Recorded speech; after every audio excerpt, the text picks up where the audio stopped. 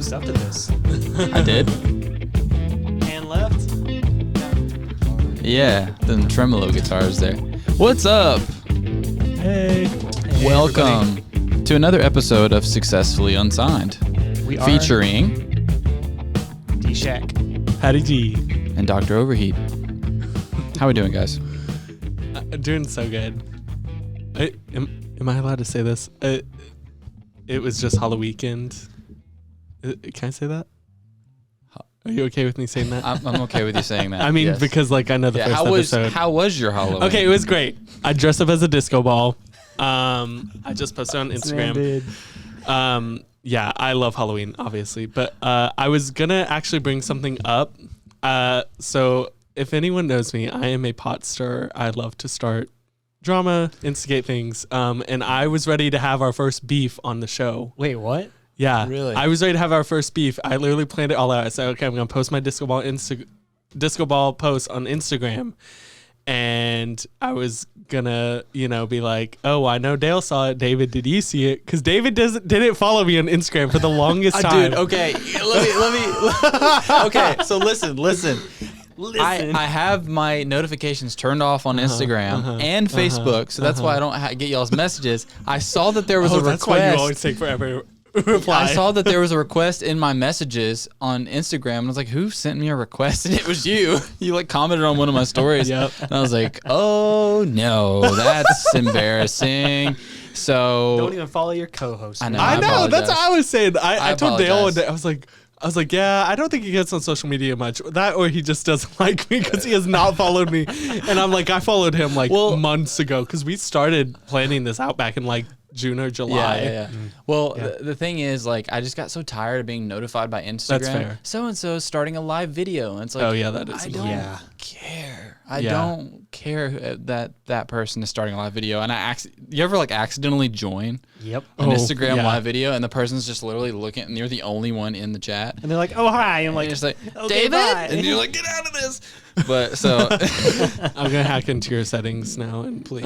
No, I'll turn him him back on just for me and Just go for you. live. And Just go for you live. to accidentally click it. No, but I was like, so he followed me. I think it was yesterday, and I was like, Yeah. literally, I was gonna bring this up and be like, follow me right now. Hope you didn't But notice. I was like, no, is he it's going to notice? okay. Maybe it'll drown in his other notifications. Patrick Maybe I can knows. just.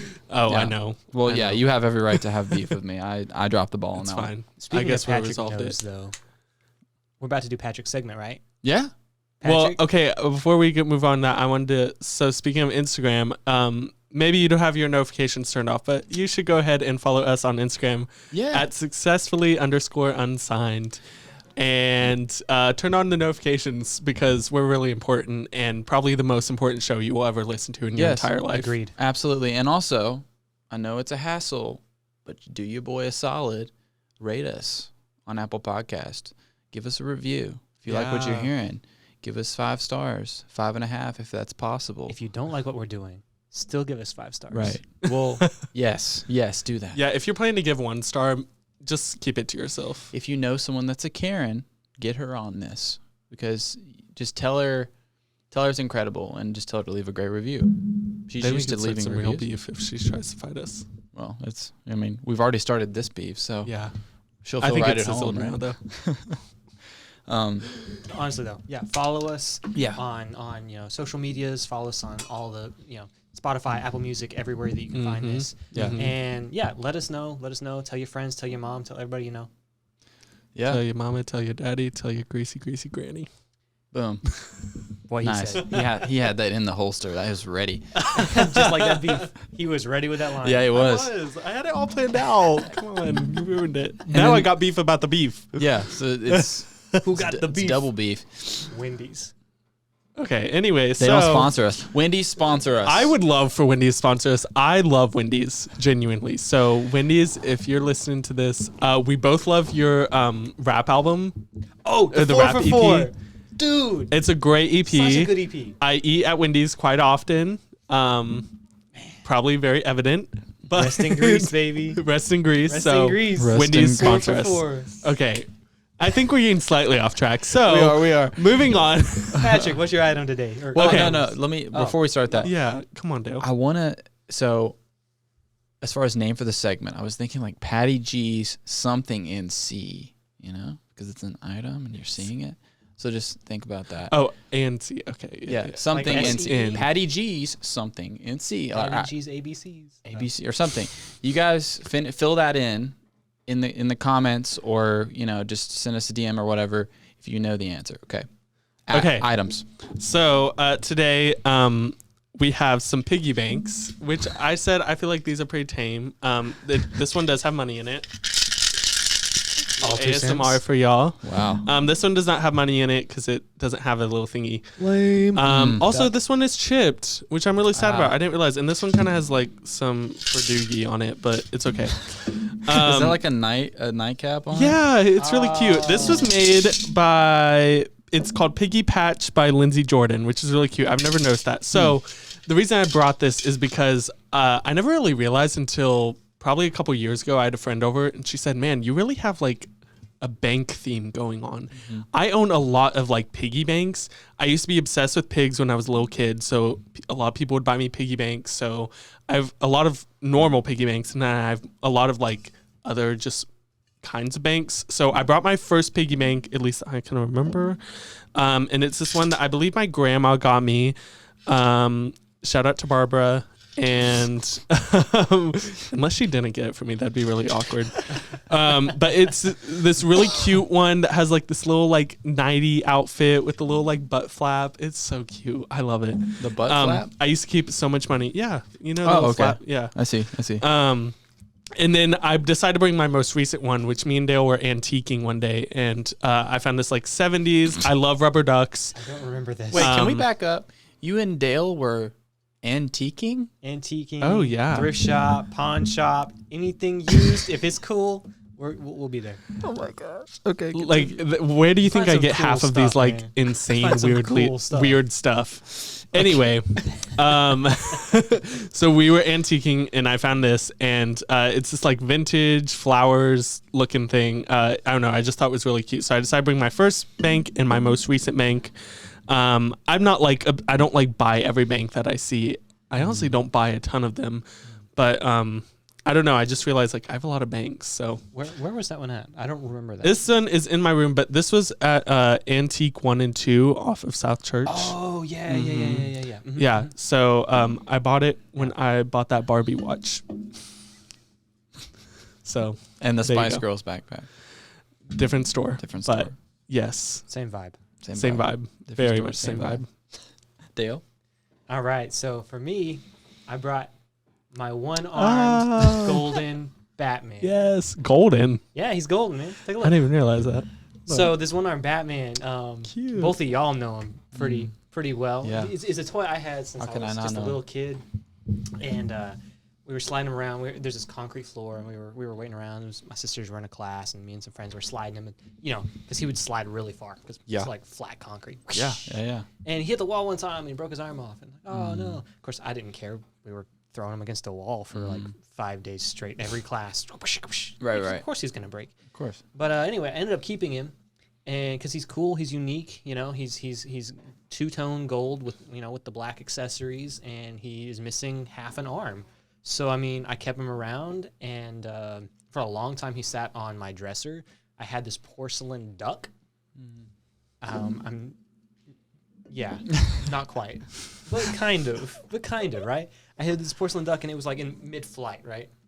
And so I set him on top, and so it was Batman riding a duck for like forever. It's cute. All the way till I got to college. When I got to college, I was taking this photography class, and I was like, well, instead of going and finding someone to model for me each and every time I needed to do a photography assignment, I was like, why don't I just go get one-armed Batman? Bats. Yeah. So I started taking pictures of one-armed Batman. And I started doing I had this whole Facebook and Instagram thread of like the adventures of one-armed Batman. My goodness. There's just random places that he would show up.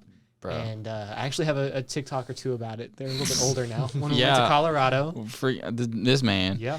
On our Colorado trip, we'd be like mid-hike, or we'd be like at the summit of Pikes Peak, and he'd be like, I'll be right back. I'd be like, where are you going, dude?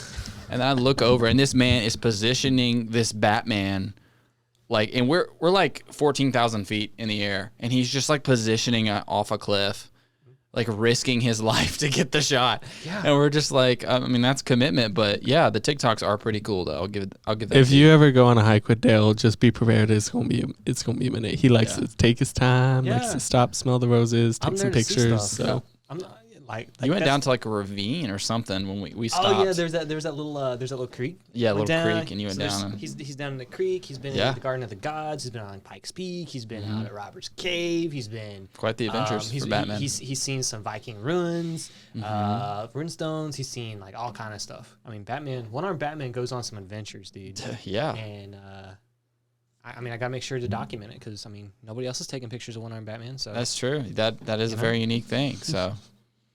Killed it. For more of One-Armed Batman. The Adventures. The Adventures of One-Armed Batman. There may be a segment on this to, who knows? Same bat time, same bat channel. He might come back. He might be featured again on the podcast. We'll never know.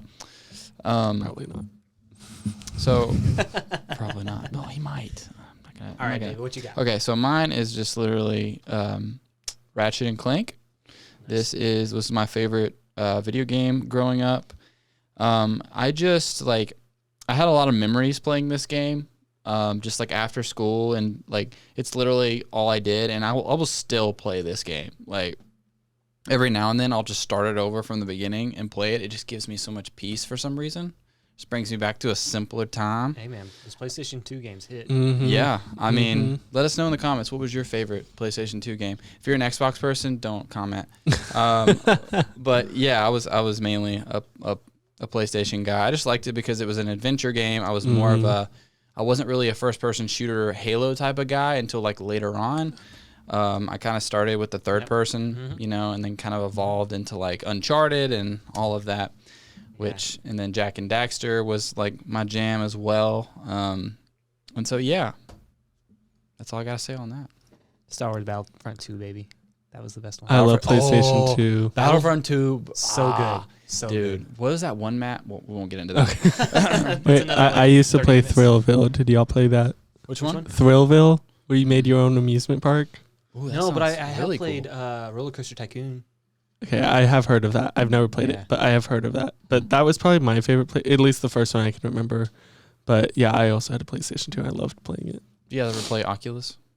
No, I never did. Oh my goodness. Never did. Dude, so when my other roommate lived here about a year ago, he had an Oculus, and we had like a bunch of games on it. One of them was like a climbing game, and if you like fell, you're talking about. I thought you were saying. Yes, I'll just roll with it. I have played this. Yes, and you fall off a cliff. Yeah. And then it's weird. It is so weird. And then there's like a archery game, and then like Beat Saber and the robot fighting. Yeah, the Beat Saber's fun. Yeah. Have y'all played the robot? I haven't played the robot called? one. Mm-mm. It's really cool. You can like grab them, tear them apart, limb by limb. Like literally, it's kind of cool.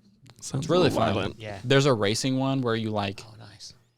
I thought it was gonna be cool, but literally I got motion sick because I'm in the car and I'm driving, but I'm sitting still, and it messes with your brain too much, and you will vomit. You will vomit. There was a horror one that was that way for me. What? There was a horror one that was very motion sick. Those go all out, yeah. I was like, oof. Those go way all out. I didn't even get inside. I didn't even do anything. I just got to like the front gate, and I'm like, okay, guys, I gotta quit. Right. All right. So tonight we are gonna have kind of a more chill episode. We're gonna talk about some roadblocks that may be ailing you as an artist if you're trying to release a single, or if you're just trying to kind of grow your music library, so to speak. So let's just open up. What do you guys think would be something? What are some challenges that you faced, just like when it comes to growing your brand and being an artist? Or what are some challenges that you have noticed or encountered or heard of from other artists? I think a very stereotypical, which this is just for like life in general, but like family/parents. Just like, the cliche is, oh, well, you're never going to make it, or you're just kind of wasting your time because, this isn't really going to turn into anything, which, I mean, like I said, that just goes in general for like growing up, going to college, picking a major period, unless you're like planning to be a doctor or something. But yeah, so I think a lot of times family can get in the way, and that is like such a difficult thing to kind of navigate because I mean every family is different, and so it's like, well, I want to please my family. I feel like most people, it's I want to please my family. I don't want to, go against their wishes. Or if you don't want to, like, if you don't have a great relationship with your family, you don't want to make the relationship worse by doing something that they're displeasing of. But ultimately, your family is not going to be the one who is putting the work in. They're not going to be the one who are constantly around. Mm-hmm. So I don't know. I feel like it's such a like Disney Channel cliche of like, no, mom and dad, I want to do music. I don't want to be a doctor.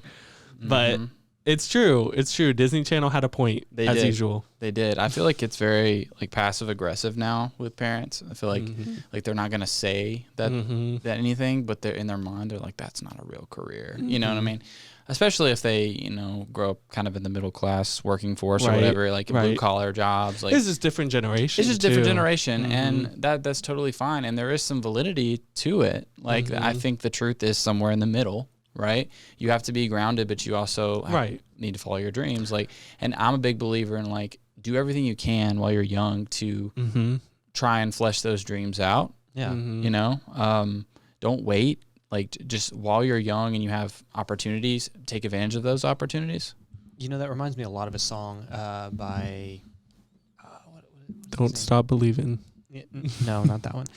It's called Keep the Wolves Away, and I want to say it's by Uncle Lucius or something like that. But the whole premise of the song is, his dad was a blue-collar working man. He got injured on the job. Workers' comp only went so far, but his dad was doing his best that he could to keep the wolves away. That's the analogy of the whole song.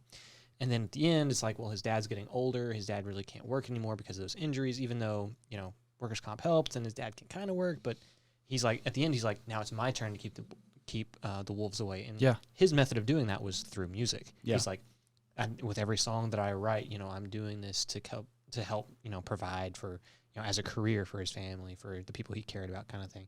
And, that song, I think speaks to a lot of people, like you were mentioning, the whole blue collar thing. Now, in that case, I mean, I don't know. He doesn't get into whether his family approves or not in the song. That's not really the focus of the song. But like, I feel like that story is very relevant to a lot of people. Yeah, I think it just comes from a place with your family of like wanting the best for you, obviously. Right. But again, sometimes they're wrong. They're so naive, Mom. You were wrong. No, I was kidding. But yeah, there is some. I don't think naivety is not a word, but there is some like, I guess, misunderstanding when it comes to the business. And like, again, we're in a different age now. Right. So that definitely is a challenge. Yeah. And it was for me at first.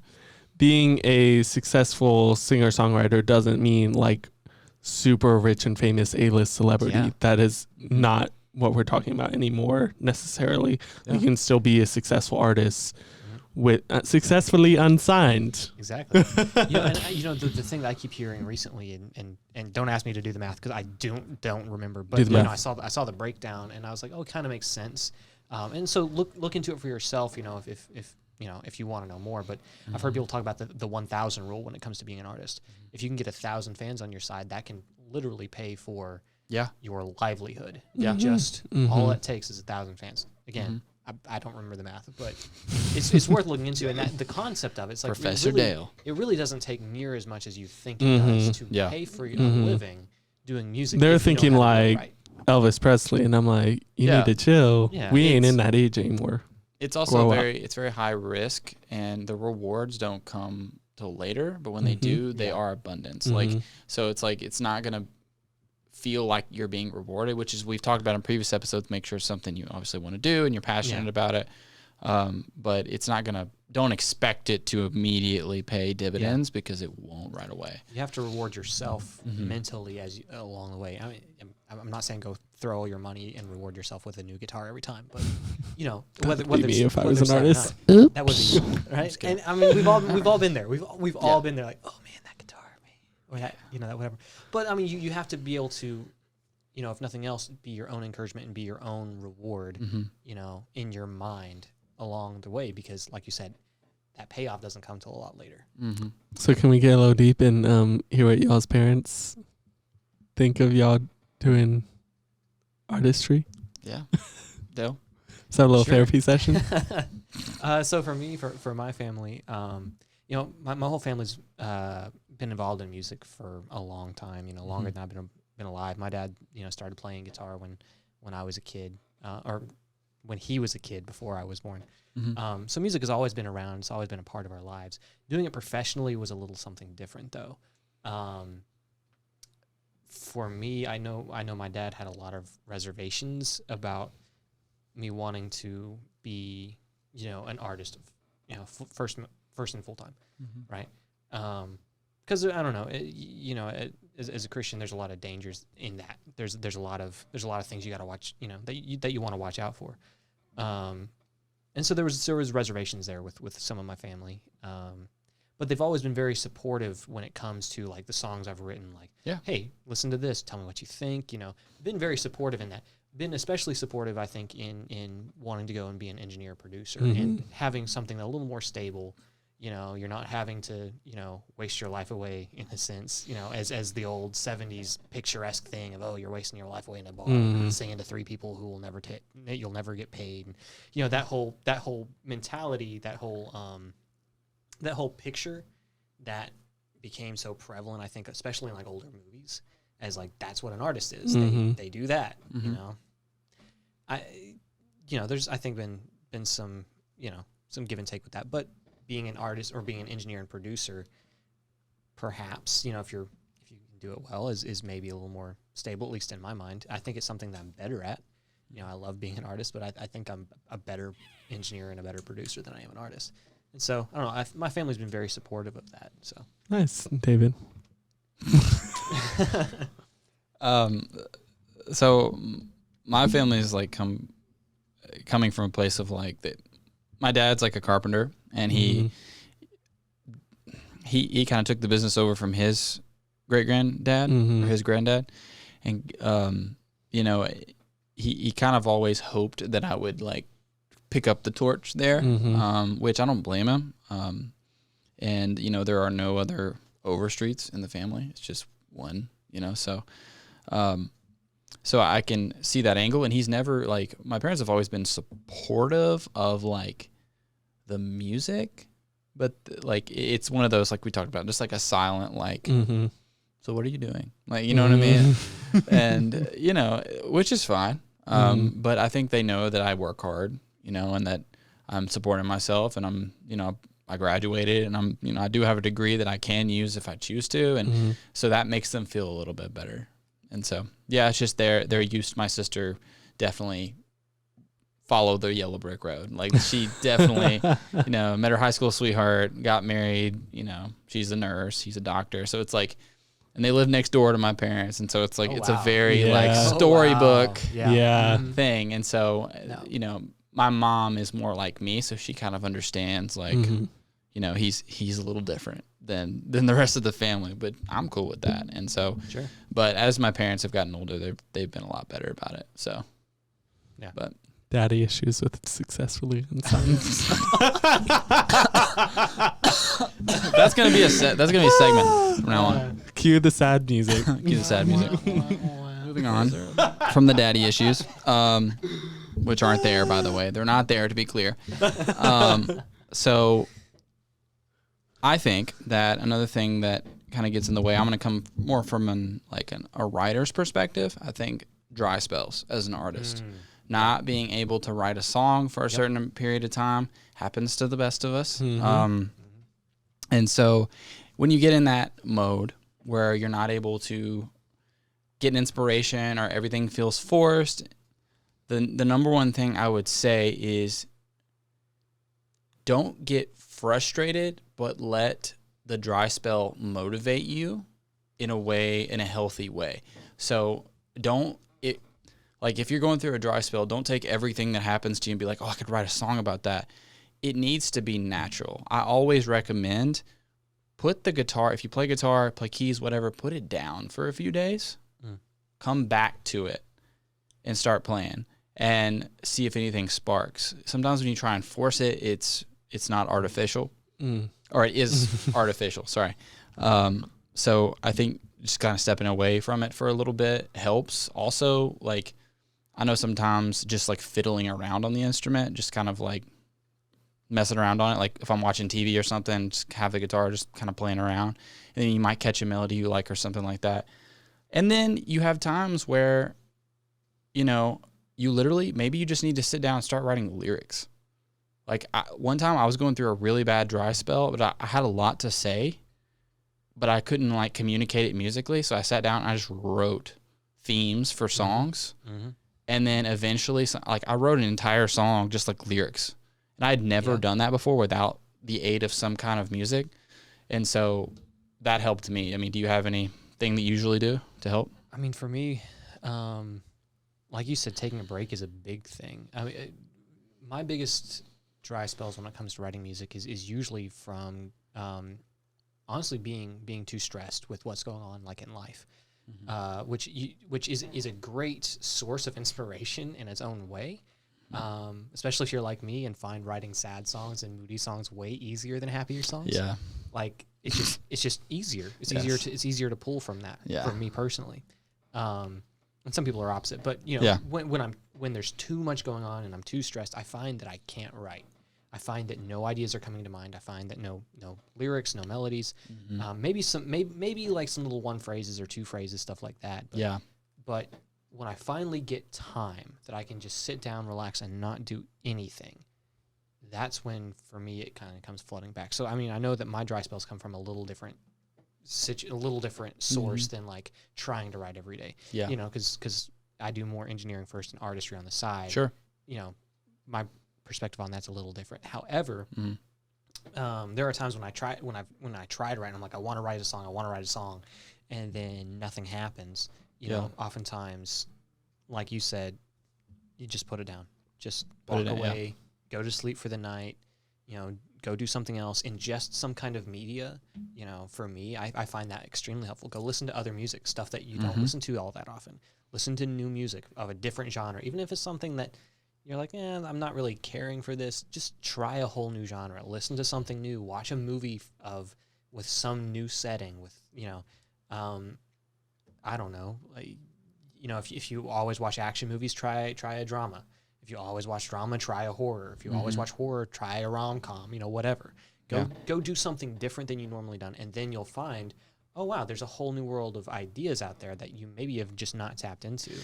Yeah. And, you know, and keep a log. Like, I don't know about anybody. I don't know about you, David. Mm-hmm. But I personally, I have a notes deal on my phone of just like ideas. Sometimes one word, 2 words, maybe it's a phrase. Sometimes I'll end up with a full song. Yep. But you know, I have those, and there's, I don't know, probably 100 or 200, and they're sitting there that I've done nothing with, and maybe I never will, but they're there. Yeah. Anytime something comes up, oh man, type it away. So. Yeah, and sometimes I get frustrated too because I'll have a thought and I'll like flesh it out halfway, and then I'll try and come back to it, and then it's just not the same when I try and finish it. Yeah. And so that can be frustrating too. But think of it this way. You're never going to get exactly what you want when it comes to your music. So it's like, it's always going to be a little bit of compromise, especially if you're making a production. So it's like, you know what you want in your head. Yep. And then you hear it out and you're like, I don't like that. But then you start to hear different elements that you weren't thinking about, and you inevitably make compromises. Yeah. And those can be good compromises. There's something maybe that you weren't thinking about. You added it to the song because your mind wants to reject it because it's not what you had set in stone. But later on down the line, you're like, wow, I'm glad I had that in there because that really brought the song together. And so, yeah, there's definitely times where you have to make compromises in that way. And so it's never what you imagine at first, but it always, what am I trying to say? So it's like, it evolves into something different. It works. It's never what you expect, but it could exceed expectations. Yeah, like for me, there was one night I had this super, super vivid dream. I can still remember like everything from it. It was crazy. It was wild. It was one of those, McDonald's chicken nugget and hot mustard and Dr. Pepper nights. I don't know what it does. That just gives me wild dreams for whatever reason. McNuggets something and weird hot with mustard. him. I don't know. Heat up your mustard? No. Spicy mustard. Okay, Spicy okay. hot, supposedly. Oh my word. Right? I was So- like, you're a psychopath. I'm just kidding. But for some reason, when I ate that, like, I haven't done it in a long time. Okay. But there's been multiple times when I've eaten that right before I've gone to sleep, and I'll have like wild, vivid dreams. Got it. Right. I'll write So that down. it's like its own psychedelic or something. I don't know what they put in there. But anyway, I had this acid. super vivid dream, and it had like this whole story arc. But the whole point of me bringing this up is there was a big song at the end, and like big like kumbaya moment. Everybody's like singing together, and it's like wow. Mustard. No. Literally inside this cave, there's like the moon and the stars inside the cave, and they're all singing together, and there's like a family reunion of long lost family, and I don't know, it's this crazy weird thing. Beautiful. But the song, I remember being like so moving in my dream. I was like, wow, this is so cool, and it was like instruments that I didn't normally write with, lyrics that I totally would not have come up with, if I was trying to write, a meter that I just didn't typically use at that point in time. And I woke up at like 3 a.m. from this dream. I'm like, I gotta write this. There it is. I'm like, I can still hear every single line. So I started writing stuff down. I got my little keyboard out. I started playing it. Yeah. And it was terrible, and I can still feel the energy and the motion from the dream. I can still remember what that felt like. But when I tried to get it out and actually write it and use my phone to record it, it sounded like trash. I was like, this is terrible. Not everything that you think sounds awesome in your head is going to come out great when you actually do it. Like most of your songs. Exactly. But like you learn how to adapt it from what's in your head though to what's actually there. And that part takes practice. Yeah. There's a lot of times, especially earlier on in my writing, that I'd have these super cool ideas and then just wouldn't know how to actually be able to articulate it in music form. Even though you can hear it, being able to play it and sing it is a totally different thing. Yeah. Just kind of like sticking with it too. Yeah. So keep trying. Yeah. Someday I still want to do an actual cool version of that song. Yeah. But as it sits. The hot mustard song. Exactly. That's what it's called. It'd be great. A great woman once said, how you choose to express yourself, it's all your own, and I can tell it comes naturally. Selena Gomez. Okay. So, like you were saying, David, let it come naturally. Okay. Selena Gomez said it first. That was my childhood crush. Same. Really? Oh my gosh. Wow, Wizards of Selena, Waverly Place was come to the podcast. If you're watching. Yeah, come on. She is for sure. You were great Absolutely. in Wizards of Waverly Place. You really were. So, I mean, we have time for one more. Dale, do you have anything you want to toss out? Yeah, I think for me, kind of the number one roadblock I think about for new artists, myself included, probably you two, just about everybody faces, is getting over shameless self-promotion. Yeah. Pushing yourself to be willing to talk about what you do and your own music to other people. Yes. Which we've talked about so many times on this show, which shows that it's probably the number one roadblock, just in the sense of like for everyone. Yeah. Yeah. We absolutely have talked about it before, but it's such a hard thing to get past, is being willing to talk to your friends, talk to your family, to talk to whoever, and just say, hey, yeah, I'm a musician, listen to my stuff. The confidence thing. It is a confidence thing, but in that sense, you may have to fake it till you make it.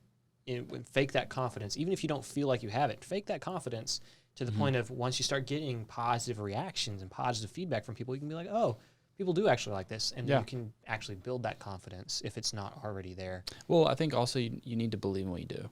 Exactly. Right, because if you don't like your music, exactly, then how are you going to convince other people, right? So you need to really believe that you have it going. So. Yeah, push yourself out there. Talk to your friends about it. Your friends are not your primary audience in the end. They're not, but they're the best place to start. Yeah. I think, even earlier this week you sent me a song like, hey, listen to this. Yeah. See what it's like. Find those people that you can just interact with and say, hey, take a listen to this. Even if you're unsure about it or if you think it's the best thing since sliced bread, whatever that happens to be, send it to your friends. Definitely. Show Definitely. I have a buddy who, so I sent that song to you and then I sent it to him, and he's very like we're homies to the point where it's like, he is very upfront with me about everything when it comes to vocal performance. Sure. And he will tell me like exactly what it is.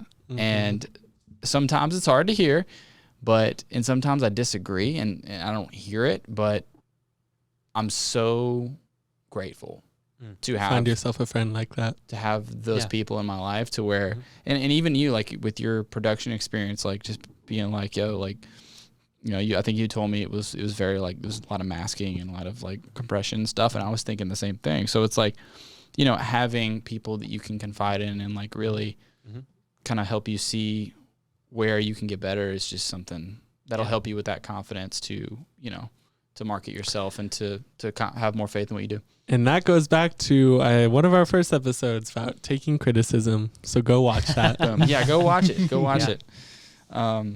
So, yeah. It's that thing that we all don't like to do but need is that, you know, that third party, you know, viewpoint, because sometimes we're just too close to it. So whether it's positive criticism, negative criticism, whatever it happens to be, you know, listen, because there's usually something behind it. Right.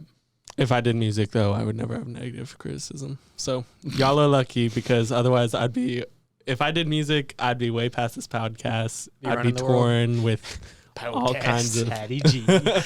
Patty G, too good for me. It's true.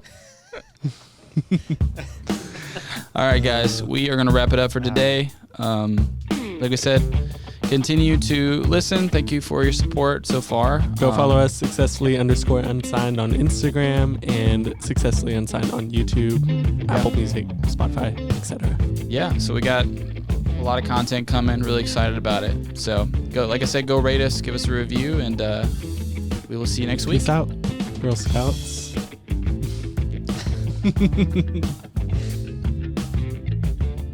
I am digging this up.